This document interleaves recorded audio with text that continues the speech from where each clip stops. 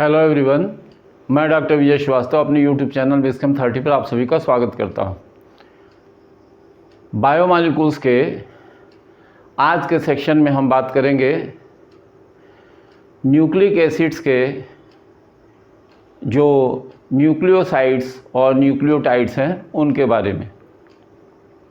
इसके पहले हमने आपको बताया था कि न्यूक्लिक एसिड्स होते क्या हैं, उनकी इम्पॉर्टेंस थोड़ी सी बताई थी आपको। उसके बाद बताया था कि न्यूक्लिक एसिड का कंपोजिशन क्या है, यानी वो किन किन चीज़ों से मिलकर के बना हुआ है। अब आज हम बात करेंगे कि वो जो कंपोनेंट्स हैं वो कैसे आपस में मिलकर के न्यूक्लियोसाइड्स और न्यूक्लियोटाइड्स बनाते हैं।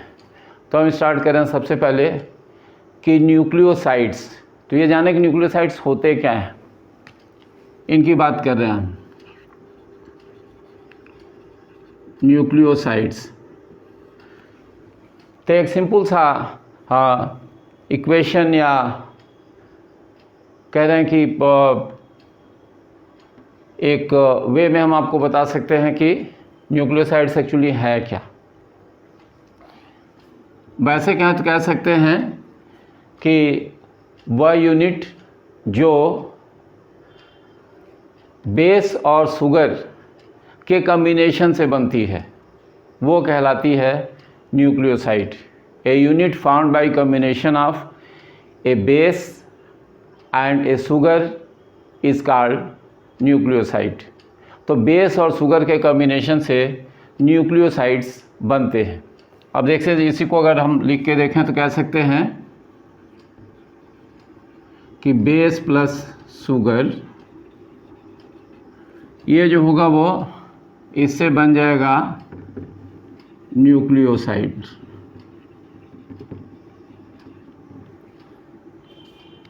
अब आपको पता है कि जो बेसेस हैं वो भी दो तरह के हैं। बेसेस में भी अगर हम बात करें तो कह सकते हैं कि बेसेस भी दो तरह के हो गए, प्यूरीन बेसेस और पिरिमिडीन बेसेस। ये दो तरह के बेसेस हो गए। शुगर्स की भी बात करेंगे तो शुगर्स भी दो तरह के हो गए, यानी रिबोज शुगर्स हैं और डीऑक्सीरिबोज।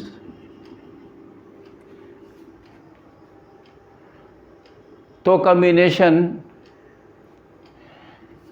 प्यूरीन बेस का रिबोज और डीऑक्सीरिबोज से हो सकता है, उसी तरह से पिरिमिडीन बेस का कॉम्बिनेशन रिबोज और डीऑक्सीरिबोज से हो सकता है या होता है।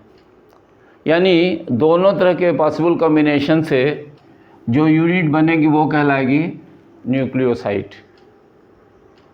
तो देखते हैं कुछ बेसेस को लेकर के और शुगर को लेकर के कि न्यूक्लियोसाइड्स जो बनते हैं उनको क्या कहते हैं।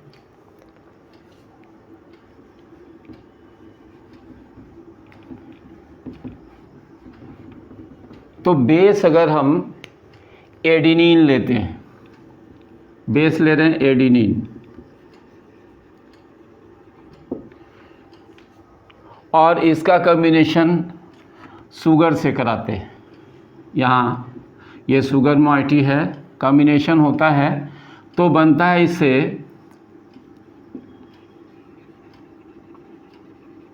एडिनोसिन।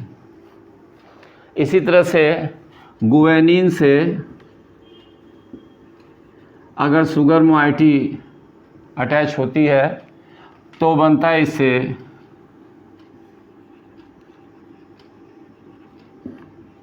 गुआनोसिन। इसी तरह से अगर साइटोसिन से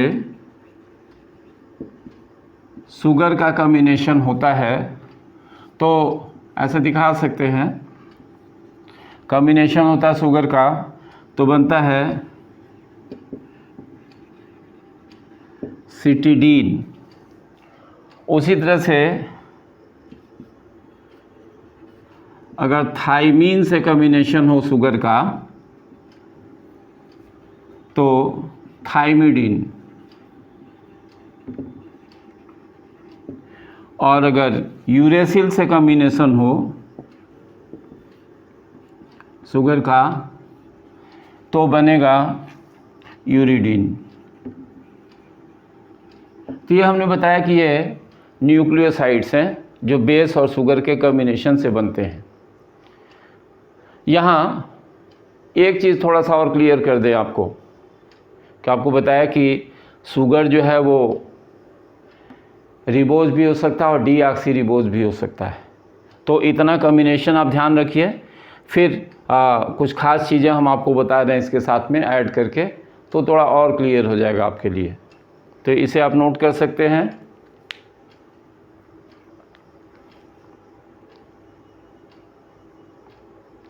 अब इसमें ये ध्यान रखना है कि जो यूरेसिल है ये आरएनए में पाया जाता है और जो थायमीन है ये थायमीन जो होता है वो डीएनए में पाया जाता है। यानी डीएनए में थायमीन है और इसकी जगह पर आरएनए में यूरेसिल है। बाकी ये 3 बेसेस जो हैं वो सब में कॉमन होते हैं डीएनए और आरएनए में।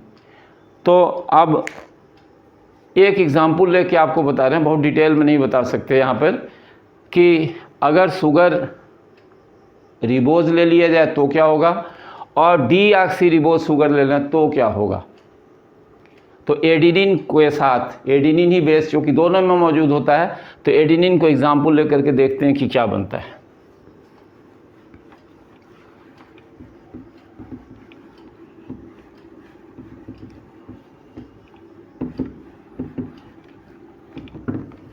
यहाँ पर हम ले रहे हैं बेस में एडिनिन और शुगर ले रहे हैं हम रिबोज। तो ये बना, अभी लिखा था हम लोगों ने नेम एडिनोसिन। लेकिन अगर एडिनिन के साथ ही डीऑक्सी रिबोज शुगर हो, जैसा कि डीएनए में होता है, तो इस कॉम्बिनेशन से बनेगा डीऑक्सी एडिनोसिन। यही आपको बताना था कि रिबोज शुगर और डीऑक्सी रिबोज शुगर्स के हिसाब से भी ये वेरिएशन यहाँ हो गया। तो शुगर की बेसिस पर हम कह सकते हैं कि जो न्यूक्लियोसाइड्स होते हैं वो 2 तरह के होते हैं। तो थोड़ा टाइप्स बना लेते हैं।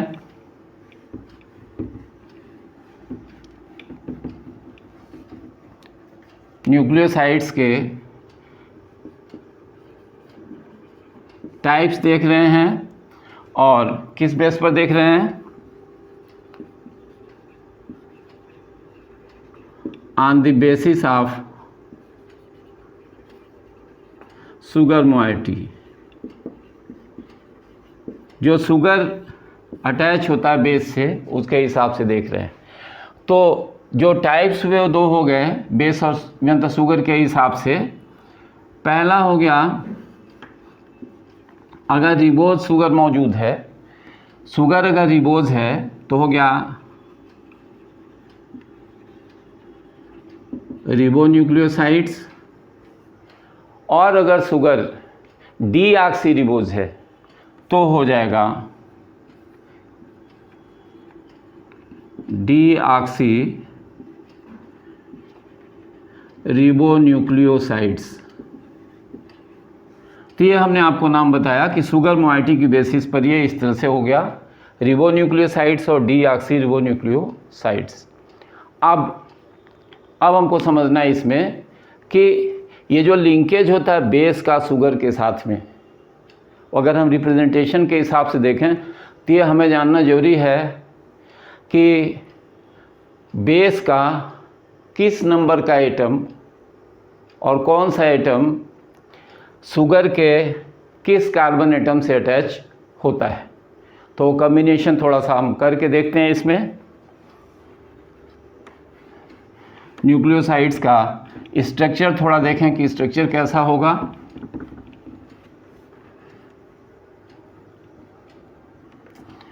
तो हमेशा ध्यान रखिए कि जो शुगर है, शुगर का मतलब है चाहे ये रिबोज हो या डीऑक्सीरिबोज हो, रिबोज हो जाए या डीऑक्सीरिबोज हो जाए, शुगर कोई भी है, इसका शुगर मोइटी का कह सकते हैं कि C1 कार्बन एटम, जिसे रिप्रेजेंटेशन में हम 1 ना लिख करके 1 डैश से रिप्रेजेंट करेंगे, 1 डैश अभी लिख करके दिखाएंगे। तो इसका C1 कार्बन एटम जो बेस है, बेस के 1 या 9 पोजीशन,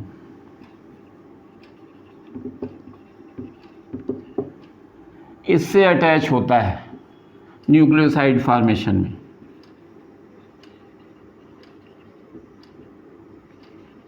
न्यूक्लियोसाइड बनेगा। अब देखेंगे जो लिंकेज बनेगा वो क्या होगा, ये पोजीशन 1 से अटैचमेंट या पोजीशन 9 से, तो किस बेस के साथ पोजीशन 1 से अटैचमेंट होगा और किस बेस के साथ पोजीशन 9 से अटैचमेंट होगा। तो 2 एग्जाम्पल्स लेकर के आपको दिखा रहे हैं, उम्मीद करेंगे कि बात बिल्कुल क्लियर समझ में आएगी।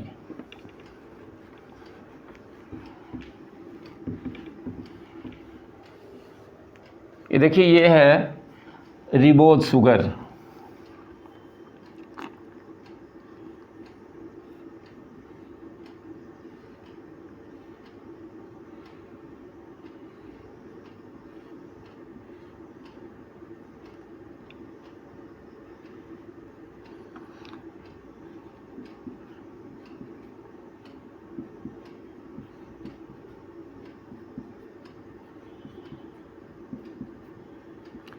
ये हम स्ट्रक्चर लिख रहे हैं यहाँ पर रिबोज शुगर का,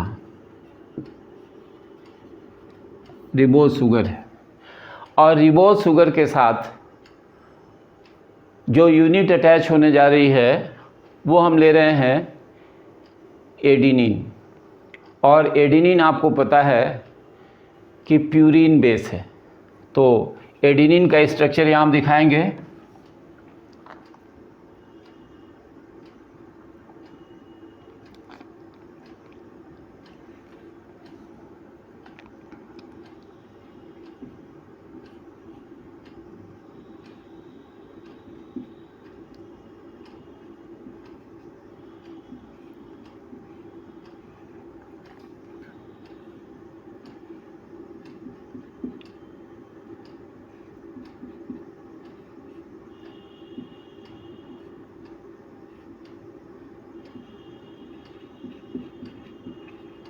ये एडिनिन है।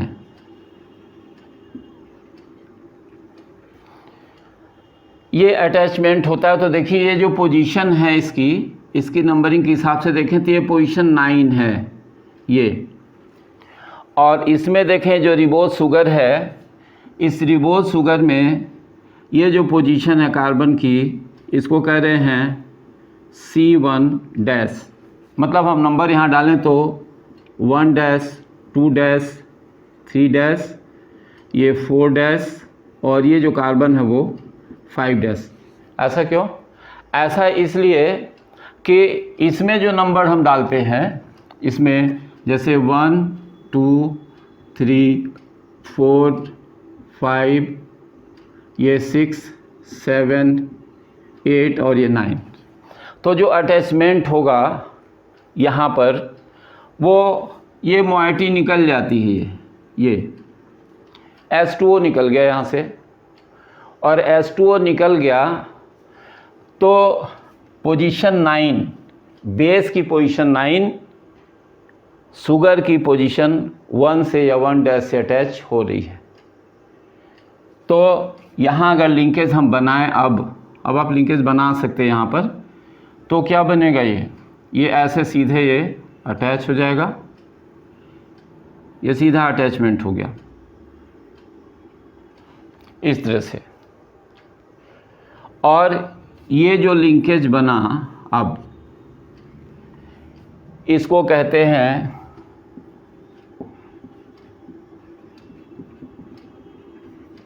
बीटा लिंकेज या एन ग्लाइकोसिडिक लिंकेज। तो ये बताया कि ये लिंकेज बन जाता है और ये यूनिट दोनों एडिनिन और ये रिबोज शुगर जब मिला तो बन गया, ये जो यूनिट बनी वो क्या कहलाई, ये हो गई एडिनोसिन। ये एडिनोसिन बन गया। तो ये एडिनोसिन क्या हो गया, ये जो है वो एक न्यूक्लियोसाइड हुआ, ये फॉर्मेशन हम लोगों ने देखा। लेकिन अगर इसी रिबोज शुगर से अगर पिरिमिडीन बेस जुड़ता है तो पिरिमिडीन बेस जुड़ने पर क्या स्थिति होगी, थोड़ा देख सकते हैं यहाँ पर।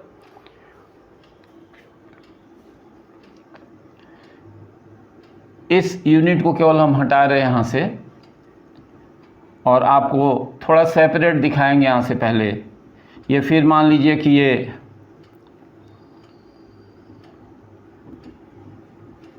सारी चीज़ें नहीं लिखी जा रही, ये हटा दिया यहाँ से। ये रिबोज शुगर है, ये C1 कार्बन है और रिबोज शुगर के साथ जो अटैचमेंट होना है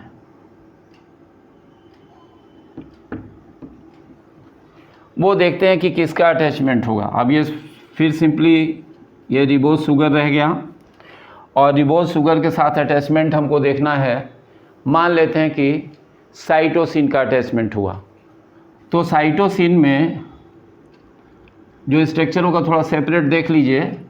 पिरिमिडीन रिंग होती है इसमें ऐसे,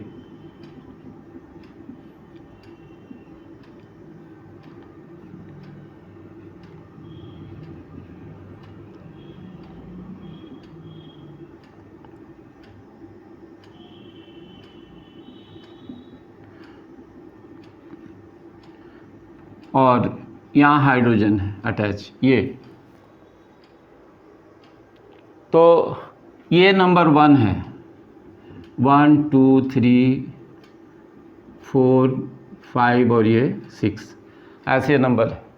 तो इसमें ये जो नंबर 1 है इसका H जो होता है इसके OH के साथ, माने ये कॉम्बिनेशन ऐसे निकल जाएगा, ये निकल जाएगा -H2O।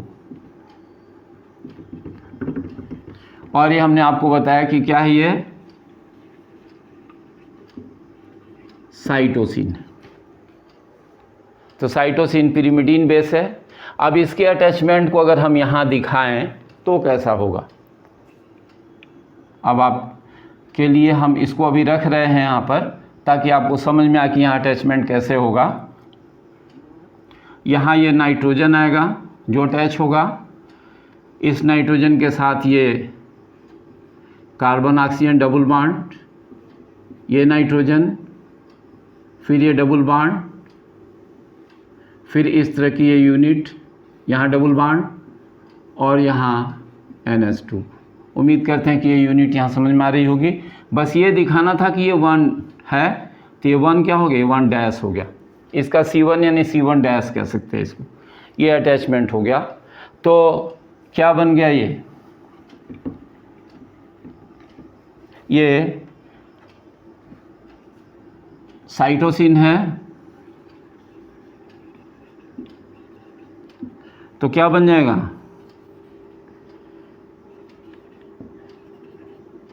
सिटिडीन। तो ये जो था वो न्यूक्लियोसाइड बना। और लिंकेज आपको बताया था कि कौन सा लिंकेज है, बीटा लिंकेज या एन ग्लाइकोसिडिक लिंकेज।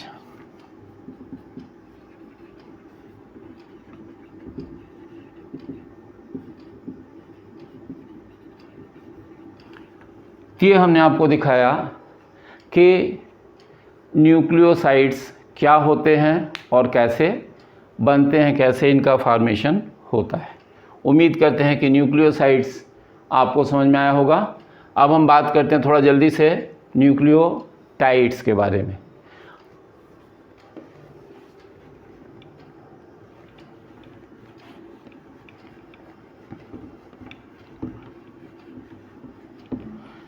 देखिए कॉम्बिनेशंस ये बहुत इम्पॉर्टेंट हैं और आगे चल के जब हम स्ट्रक्चर पढ़ेंगे न्यूक्लिक एसिड्स में डीएनए का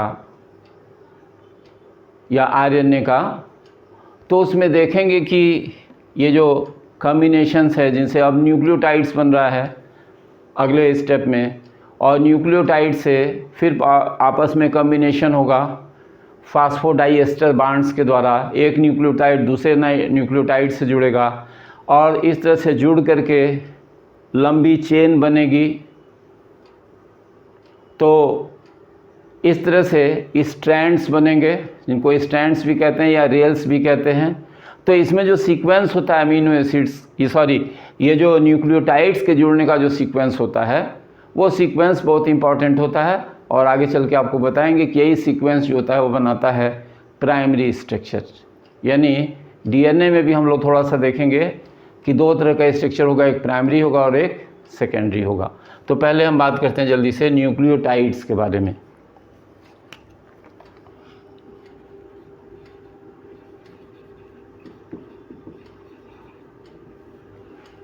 तो न्यूक्लियोटाइड्स क्या हो गए? ऐसी यूनिट जो बेस, शुगर और फास्फेट तीनों के कॉम्बिनेशन से बनती है उसे हम कहते हैं nucleotide. A unit which is found by combination of base, sugar and phosphate is called nucleotide. या ऐसे कह सकते हैं कि न्यूक्लियोसाइड से जब फास्फेट जुड़ता है, अटैच होता है, तो जो यूनिट बनती है उसे कहते हैं हम न्यूक्लियोटाइड। यानी हम कह सकते हैं कि base plus sugar plus phosphate, तो ये कॉम्बिनेशन बना न्यूक्लियोटाइड।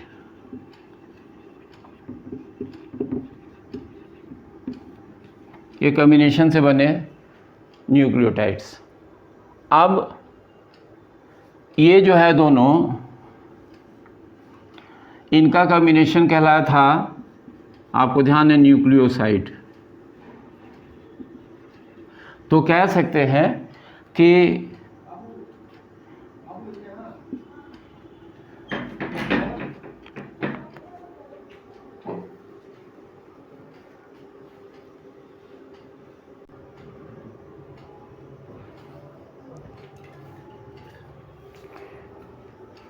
तो आपको मैं बता रहा था कि बेस और शुगर की जगह पर हम न्यूक्लियोसाइड मेंशन कर सकते हैं, और ऐसी कंडीशन में न्यूक्लियोसाइड प्लस फास्फेट, तो भी हम क्या कह सकते हैं इसको, न्यूक्लियोटाइड्स।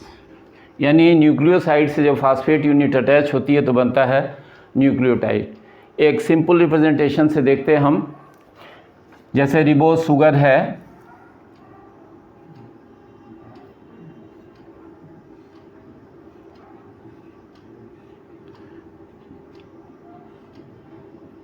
रिबोज शुगर बना रहे हैं यहाँ पर।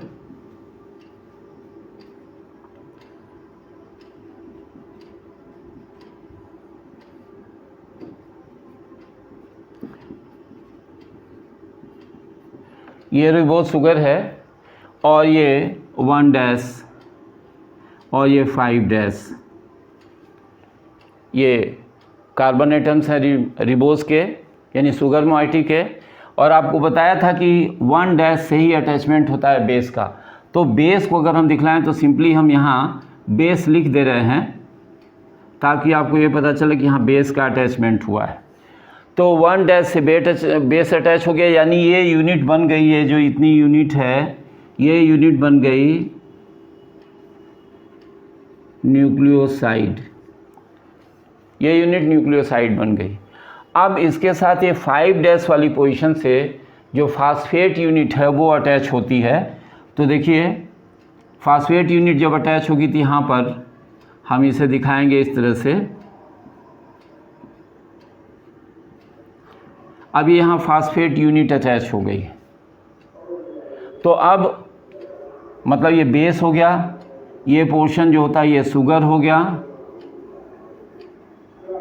और ये यूनिट जो हो गई वो जो अटैच हो रही वो फास्फेट है।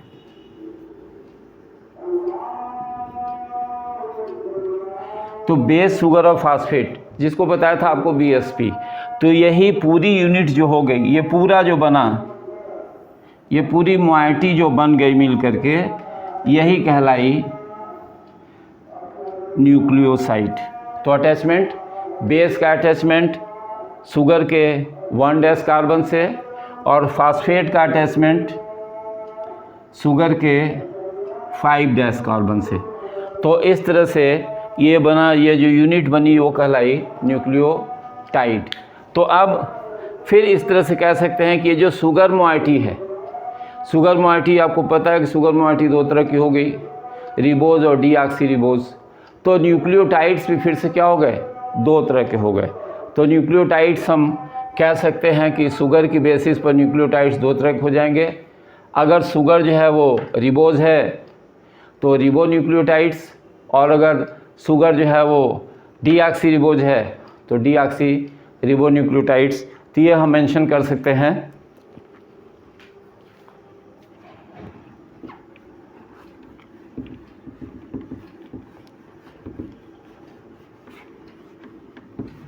यानी हम यहाँ सिर्फ ये बता रहे हैं कि शुगर अगर रिबोज हो गया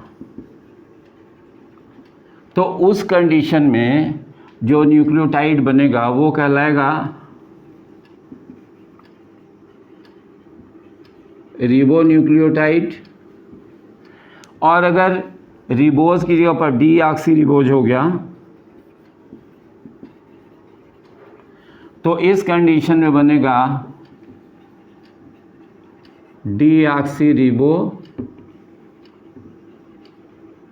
न्यूक्लियोटाइड। अब ये बताया हमने कि बीएसपी यानी बेस, शुगर और फास्फेट का कॉम्बिनेशन जो था वो क्या बनाता है। यही यूनिट हो गई, ये स्ट्रक्चरल यूनिट हो गई, और यही यूनिट जब रिपीट होती है तो बनता है पॉलीन्यूक्लियोटाइड, या पॉलीमर बन जाता है न्यूक्लिक एसिड का। तो अब देखते हैं आगे कि एक न्यूक्लियोटाइड दूसरे न्यूक्लियोटाइड से जब अटैच होता है तो उसके बीच में जो बांड बनेगा उसमें फास्फेट यूनिट जो होती है वो दोनों शुगर यूनिट्स को जोड़ती है, आपस में अटैच करती है। तो जो बांड बनता है उसको कहते हैं फास्फोडाइएस्टर बांड। तो जो एक मोइटी होगी न्यूक्लियोटाइड का उसका 3' कार्बन, और दूसरा जो मोइटी होगा उसका 5' कार्बन। तो 3' 5' लिंकेज ये होगा, और इस तरह से जो होता है वो न्यूक्लियोटाइड्स से पहले डाई न्यूक्लियोटाइड, फिर ट्राई टेट्रा होते होते पॉलीन्यूक्लियोटाइड्स का फॉर्मेशन होता है। तो देखते हैं थोड़ा सा यहाँ पर कि कैसे बनते हैं।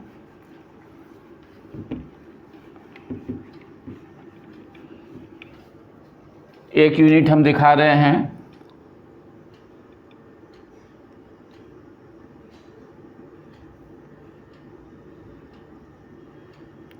यहाँ हमने बेस अटैच कर दिया है,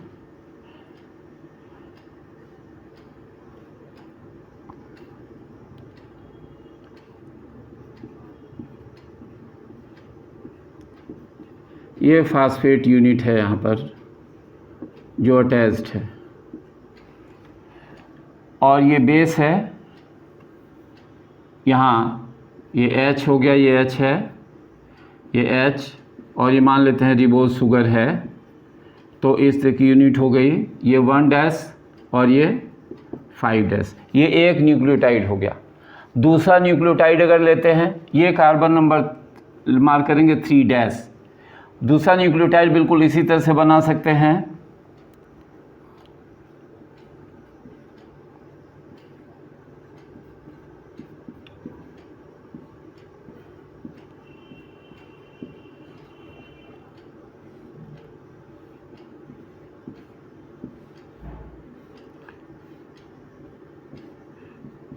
ये शुगर यूनिट हम बना रहे हैं इसमें।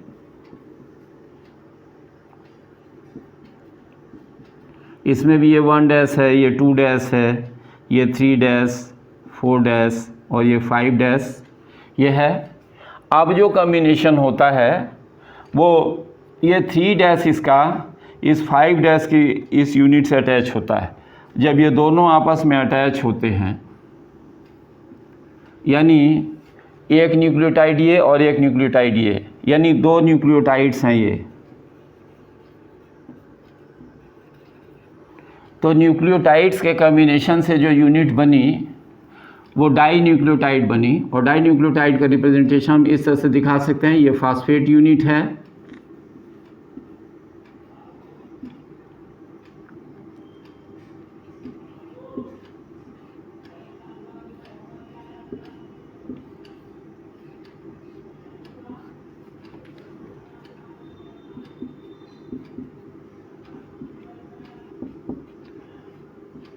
यहाँ सिंपली यहाँ बेस जैसे लिखा था हमने वैसे, और यहाँ जो होगा जो अटैचमेंट होगा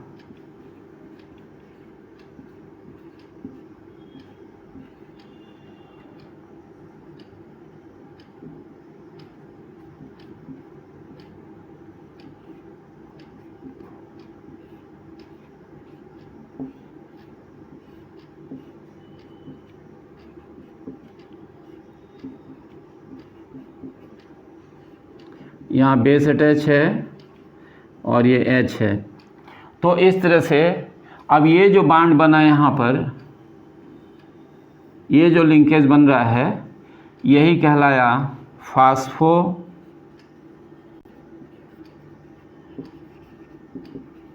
डाईएस्टर बॉन्ड, और ये जो यूनिट बनी वो कहलाई डाई न्यूक्लियोटाइड।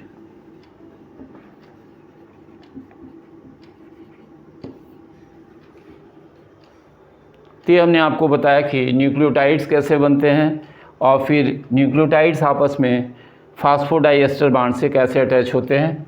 ये इसका 3 डैश है और ये पोजीशन इसकी 5 डैश है। 3 डैश और 5 डैश के बीच में लिंकेज है। फिर आगे चल के जो लिंकेज होगा इसका जो होता है वो 3 डैश होगा और 5 डैश होगा, तो 3 डैश 5 डैश ऐसे लिंकेज होता चला जाता है। और ये BSP ये यूनिट जुड़ करके जल बनती चली जाती है। तो ये जो फॉर्मेशन होगा पॉलीन्यूक्लियोटाइड का, अगर एक सिंपल रिप्रेजेंटेशन में दिखाएं कि पॉलीन्यूक्लियोटाइड कैसा दिखलाई देगा, उम्मीद करेंगे कि आपको समझ में आ रहा होगा कि कैसे कैसे अटैचमेंट है।